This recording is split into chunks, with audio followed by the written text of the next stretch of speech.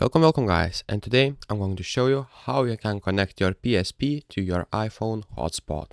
So what you'll need to do is take your iPhone and then go to the settings.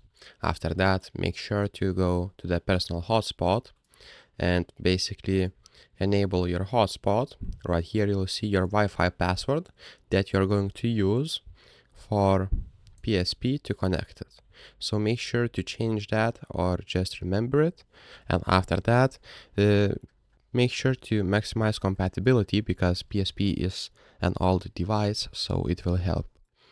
And what you'll need to do is after that, take your PSP, go to the settings, scroll down until you see network settings, click on the rectangle, I guess, and then you'll see the Wi-Fi, your iPhone Wi-Fi, and you need to confirm and connect your network there. So make sure to enter the Wi-Fi password and connect it.